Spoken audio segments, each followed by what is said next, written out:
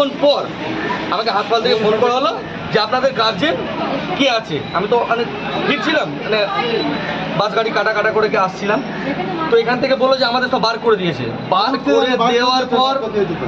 করে দেওয়ার পর আমি ফোন করলাম যে আমরা কোথায় আছেন, একটা পেশেন্টকে ভর্তি করেছো? বললো যে না আমরা এখানে আছি, আমরা বার করে দিয়েছি। ঠিক আছে, বার করে দিয়েছে। আমরা গিয়ে ওই জায়গায় এসে দাঁড়ালাম কিছু মানে 11টা নাগাদ, 11:30 নাগাদ ওখানে আমাদের ডেকে পাঠালো। বললো যে আপনার ঋতু রায়ের পেশেন্ট বাড়ির লোক কে আছে? আমরা ওনার স্বামী আছি।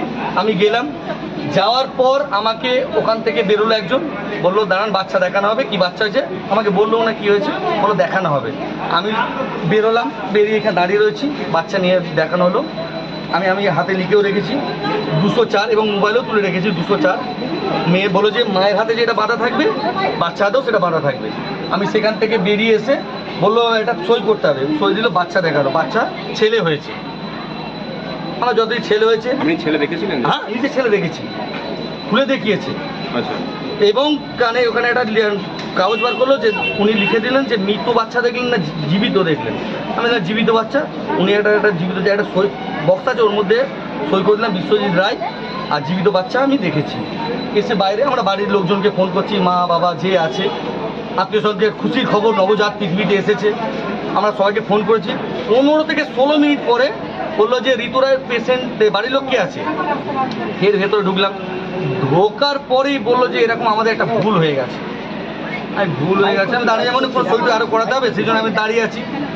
এনে একটা বাচ্চা এনে আমাকে দেখাচ্ছে, বলছে যে আপনার মেয়ে হয়েছে।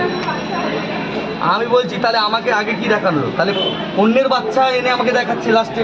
আমি বললাম তো আপনি আমার ছেলে দেখালেন, সেই ব্যক্তি এসে বলছে মেয়ে হয়েছে, তাহলে আমি এটা কি হলো? আমি ওখানে বলছি যে আমি এটা মেনে নেব না, সই করার কথা বলছি। আমি বললাম সই করবো না, আমি সুপারে হয়ে যাবো।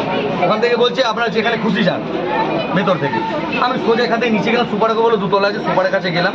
সুপারের কাছে সব কিছুটা খুলে বললাম যে এই ব্যাপার।